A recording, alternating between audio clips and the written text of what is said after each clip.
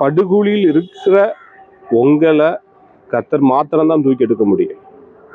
கரெக்டா? ஏன்னா எந்த மனிதனோட வார்த்தையோ, எந்த பணத்தினாலும் சரி, இல்லை எந்த ஒரு காரியத்தினாலையும் நம்மளை தூக்கி எடுக்க முடியாது. இப்போ நீங்கள் இந்த வாலிப நாட்களில் அங்கும் இங்கும் அலைந்து திரிந்து கொண்டு இருக்கிறீங்க.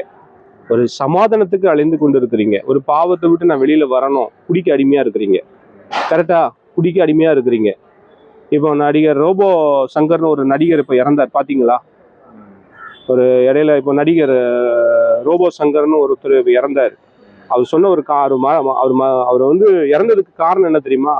அவர் சொல்றாரு ஒரு பேட்டியில, 60 ரூபாய் சரக்குல இருந்து 60,000 சரக்கு வரைக்கும் நான் பார்த்துருக்கிறேன் அப்படிங்கிறாரு. 60 ரூபா சரக்குல இருந்து 60,000 வரைக்கும் நீ பார்த்துங்க. நீ 60 ரூபாய் சரக்குல இருந்து 60,000 வரைக்கும் சரக்கு பார்த்து நீ உயிரோட இருந்தியா? இறந்துட்ட. இப்ப இன்னைக்கு எத்தனையோ சகோதரர்கள் குடிக்க அடிமையா இருக்கிறாங்க. 325 நாள் குடிக்கிறவங்க எத்தனையோ பேர் இருக்கிறாங்க. பாருங்க, பிசாசு அப்படிப்பட்ட காரியத்துலதான் நம்மளை கொண்டு தள்ளுவான். இன்னைக்கு குடிச்சு இன்னைக்கு பாருங்க, மஞ்சள் காமால வந்து இறந்துட்டாரு. அப்போ பிசாசுடைய வேலை என்ன தெரியுமா? இந்த உலகத்துல நம்மளை என்னென்ன பாவம் காரியங்கள் இருக்குதோ, தேவன் விரும்பாத காரியங்கள் இருக்கோ, அந்த காரியத்துல எல்லாம் நம்மளை ஈடுபடுத்துவான். அந்த பாவமான காரியங்கள்ல உங்களை நல்லா என்ஜாய் பண்ணு மகனே மகளே, நீ என்ஜாய் பண்ணு. இன்னைக்கு வாலிப பிள்ளைங்க அங்கெங்கும் பாவத்துல விழுந்து கிடக்கிற இன்னைக்கு எத்தனையோ பிள்ளைங்கள் இருக்கிறாங்க. இன்னைக்கு வாலிப பிள்ளைங்க எங்க பண்ண, அன்னைக்கு சுவிசேஷன் சொல்ல போன வாலிப பிள்ளைங்க, வாலிப தம்பிமார்கள் ஒரு மரத்து கீழே இருந்து ஒரு இச்சையான காரியத்தை அவங்க பண்ணி கொண்டு இருக்கிறாங்க. ஏன் தெரியுமா? நீ என்ஜாய் பண்ணு. நீ பிசாசோட வேலை என்ன? குடிக்கிறியா? நல்ல குடி. விபச்சாரம் பண்றியா? நல்ல விபச்சாரம் பண்ணு. களவு செய்றியா? களவு செய். உன் மாம்சத்துக்குள்ள நீ என்னென்ன காரியம் இந்த பூமியில இருக்கணுமோ எல்லாத்தையும் பண்ணுமா. ஆனா நம்ம மரித்ததுக்கு அப்புறம் ஒரு நாள் நம்ம மேல போகணும். அவன் நிப்பான், ரெடியா நிப்பான். எங்க? நரகத்தை நோக்கி நிப்பான். ஒரு பரலோகம்னு ஒண்ணு உண்டு, நரகம்னு ஒண்ணு இருக்குது. சரிங்களா? அப்ப அவன் என்ன பண்ணுவான்? நரகத்துக்கு முன்பா நிப்பான். பாத்தியா, நான் உன்னை நயவஞ்சகம் காட்டினேன், இந்த ஆசைகள் எல்லாம் என்ஜாய் பண்ணு, பாவம் பண்ணுன்னு சொன்னேன். ஏன் தெரியுமா? உன்னை நரகத்துக்கு உன்னை கொண்டுட்டு போகணுங்கிறக்காக தான் நான் அப்படி பண்ணுனேன்னு சொல்லி மரித்ததுக்கு அப்புறம் அவங்க நிற்பான். நரகத்தை நோக்கி நீங்க ஓடிடக்கூடாது. சரிங்களா? இன்னைக்கு நல்ல ஆலோசனை சொல்றதுக்கு இன்னைக்கு யாருமே இல்லை. நீங்க வந்து தத்தளிக்கப்பட்ட ஒரு நாரைய போல, வனாந்தரத்துல இருக்கிற நாரைய போலதான் உங்க வாழ்க்கை இருக்குது. கரெக்டா இல்லையா? நான் சொல்றது எல்லாமே சரியா தவறா? இல்லையா? உங்க தத்தளிக்கப்பட்ட நாரைய போலதான் இருக்கிறீங்க. அநேக காரியங்களை பெண்களுடைய காரியங்கள்ல வீக்னஸா இருக்கிறீங்க. நான் சொல்றது கரெக்டா, தீர்க்கதரிசனமா தான் நான் உங்களுக்கு சொல்றேன். நிறைய பெண்கள் காரியத்துல நீங்க வீக்கா இருக்கிறீங்க. சரிங்களா? அதனால கர்த்தர் உங்க இருதயத்தை பார்க்கிறார். இந்த நாள்லயும் மனுஷன், ஒரு மனிதனாகிய, அது ஊழியக்காரனா இருந்தாலும் சரி, ஒரு உறவுகளா இருந்தாலும் சரி, உங்க இருதயத்தை எந்த மனிதனாலையும் பார்க்க முடியாது. உங்களுடைய மேலோட்டமான காரியங்களை மாத்திரம்தான் பார்க்க முடியும் ஒழிய உங்க இருதயத்தை ஒருவர் பார்த்து கொண்டு இருக்கிறார். சரிங்களா? 4 செவத்துக்குள்ள நடக்கிற காரியத்தை இன்னைக்கு பிசாசு என்ன பண்றான்? வெளியரங்கமா அலங்கோலமாய் காமிச்சிட்டு இருக்கிறான். 4 செவத்துக்குள்ள இன்னைக்கு வாலிப பிள்ளைங்க 4 செவத்துக்குள்ள நடக்கிற அந்த ஒரு திருமண வாழ்க்கைக்கு அப்புறம் நடக்கக்கூடிய அந்தரங்கமான காரியத்தை பிசாசின் வருகிற நாட்கள்ல அவன் இந்த மாதிரி வெட்ட வெளிச்சத்துக்கு தன்னுடைய ஆடைகளை உரிந்து கொண்டு அவன் வெள்ளியரங்கமாய் காமித்து கொண்டு இருக்கிறான். அப்படிப்பட்ட காலத்துக்குள்ள இன்னைக்கு வாலிப பிள்ளைங்க, வாலிப தம்பிமார்கள் வாழ்ந்து கொண்டு இருக்கிறாங்க. நான் சொல்றது கரெக்டா? அநேக இடங்கள்ல போய் பாருங்க, பார்க்ல, பீச்சில், ஆள் இல்லாத தனிமையில இடத்துல ஆடைகளை உரிந்து கொண்டு திருமண வாழ்க்கைக்கு அப்புறம் நடக்க வேண்டிய ஒரு தாம்பத்திய ஒரு வாழ்க்கையை இன்னைக்கு சத்துரானவன் வாலிப நாட்களை அழித்து கொண்டு இருக்கிறான். 10th படிக்கிற பருவத்துல, 12th படிக்கிற பருவத்துல, காலேஜ் படிக்கிற பருவத்துல பிள்ளைகளை சீரழித்து கொண்டு இருக்கிறான். அதனால மனம் திரும்புங்க, பரலோக ராஜ்யம் சமீபமா இருக்கிறது. கர்த்தர் உங்களோட வாழ்க்கையில பெரிய காரியங்களை ஆசீர்வதிக்க விரும்புகிறார். பரிசுத்த வேதாகமத்துல பார்க்கிறோம், யாபேஸ் என்ற ஒரு மனிதன் இருந்தான்.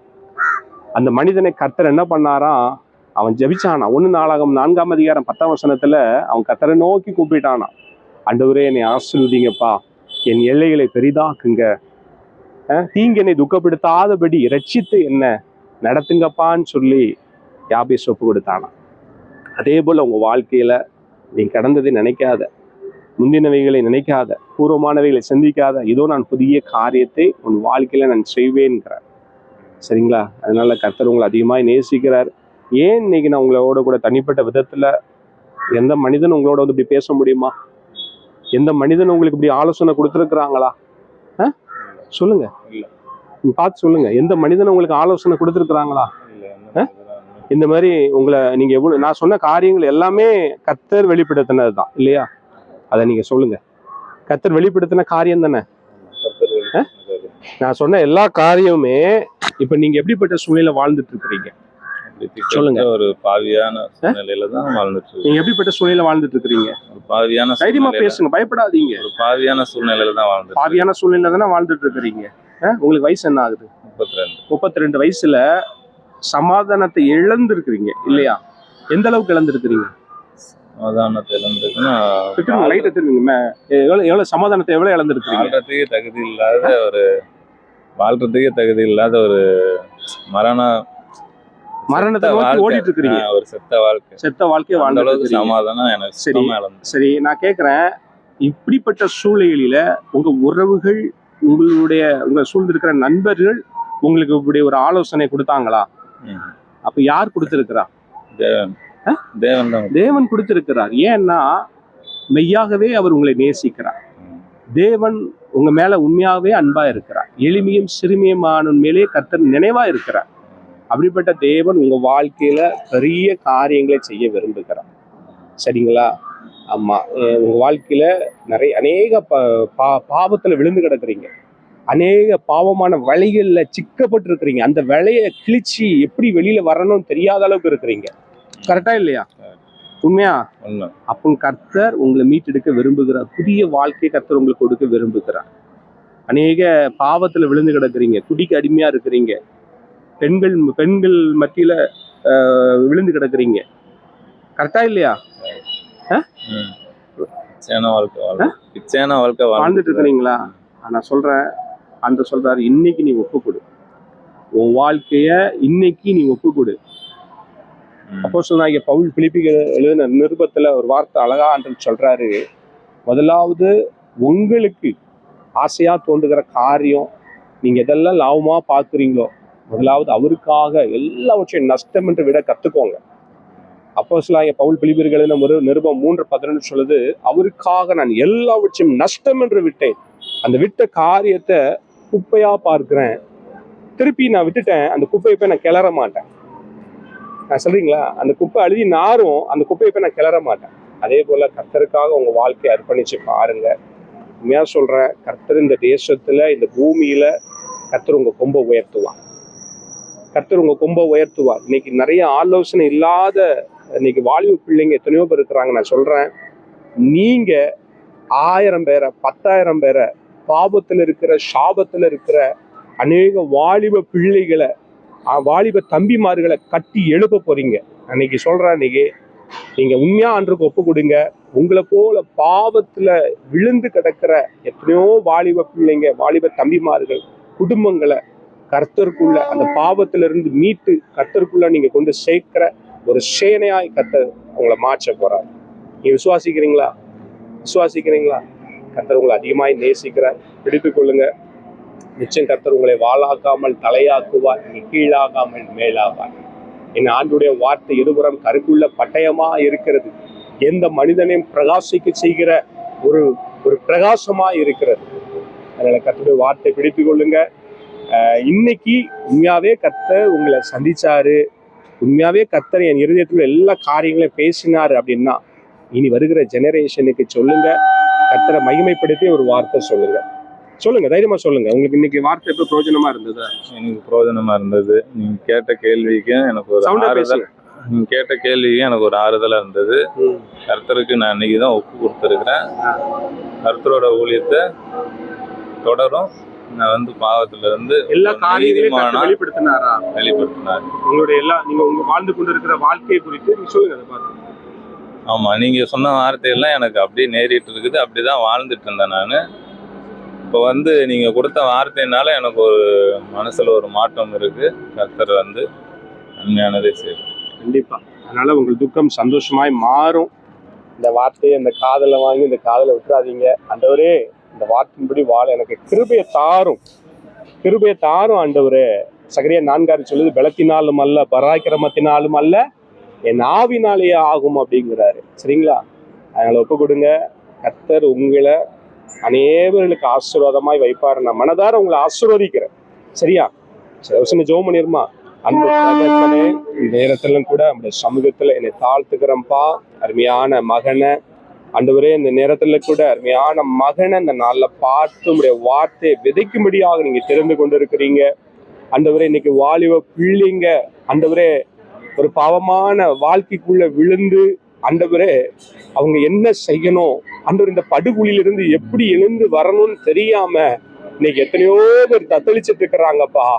ஆண்டவரே, அதே போல இந்த மகனுடைய வாழ்க்கையிலும் கூட கர்த்தர் இந்த படுகுழியில் இருக்கிற அந்த மகனை தூக்கி எடுத்து ஆண்டவரே ஒரு விசலமான இடத்துல கொண்டு போகும்படியா நான் செபிக்கிறப்பா. நீ எத்தனையோ வாலிப பிள்ளைங்க பாவத்துல விழுந்து கிடக்குறாங்க, சாபத்துல விழுந்து கிடக்குறாங்க.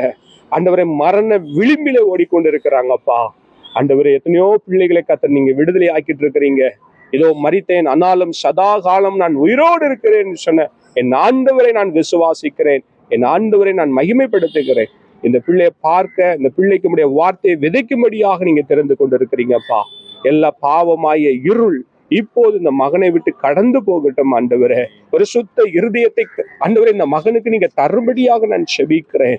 ஒரு சுத்த இருதயத்தை தரும்படியாக நான் செபிக்கிறேன் ஆண்டவரே. உடைய வார்த்தை நீதிமொழிகள் 4:23 சொல்லப்படுவது போல எல்லா காவலோடும் உன் இருதயத்தை காத்துக்கொள் என்று சொல்லிருக்கிறீங்கப்பா. எல்லா காவலோடும் ஆண்டவரே இந்த மகன் இருதயத்தை காத்து கொள்ளட்டும். ஏன்னா அதனிடத்திலிருந்து ஜீவ ஊற்றி புறப்படும் என்று உடைய வார்த்தை சொல்லப்பட்டிருக்கிறது. எல்லா காவலோடும் உன் இருதயத்தை காத்துக்கொள், அதனிடத்தினின்று ஜீவ ஊற்றி புறப்படும் என்று சொல்லியிருக்கிறது போல இந்த மகனுடைய வாழ்க்கையில கர்த்தர் பெரிய காரியங்களை செய்யுங்க.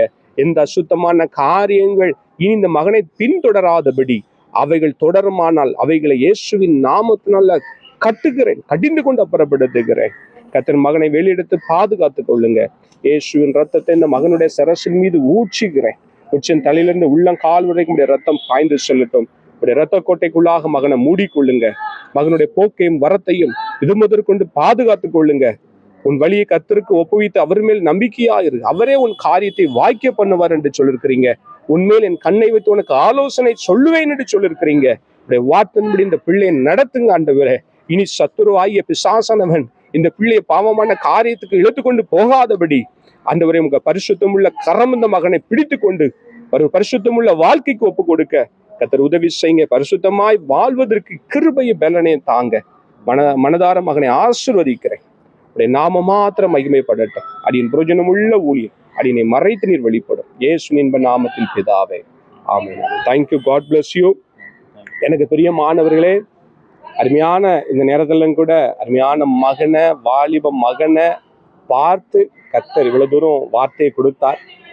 இந்த வீடியோவை பார்த்து கொண்டு இருக்கிற என் அன்பு தேவனுடைய பிள்ளையே, நீ ஒருவேளை உன் வாழ்க்கையில பாவமாகிய இருளுக்குள்ள நீ விழுந்து கிடப்பியானால், பாவத்துக்குள்ள சாபத்துக்குள்ள வியாதிக்குள்ள விழுந்து கிடப்பியானால், ஏதோ ஒரு பாவம் என்னை நெருக்கி கொண்டு இருக்கிறது, அந்த பாவத்துல இருந்து எப்படி மீண்டு வரணும்னு நினைக்கிறியா? இன்று உன் வாழ்க்கையை கர்த்தருக்கு ஒப்பு கொடு. இன்றே உன் வாழ்க்கை நீ கர்த்தருக்கு ஒப்பு கொடுப்பாயானால் கர்த்தர் உன்னை எரிந்து பிரகாசிக்கிற ஒளியாய் ஒரு வானத்து நட்சத்திரங்களைப் போல, கடற்கரை மணலை போல கர்த்தர் உன்னை ஆசீர்வதிக்க விரும்புகிறார். நீ பாவத்துக்குள்ள விழுந்து கிடந்தினா நீ ஒரு புதிய வாழ்க்கையை வாழ முடியாது, ஒரு ஆசீர்வாதமான வாழ்க்கையை நீ வாழ முடியாது. ஆனா இன்றே உன் வாழ்க்கையை நீ கர்த்தருக்கு ஒப்பு கொடுப்பாயா?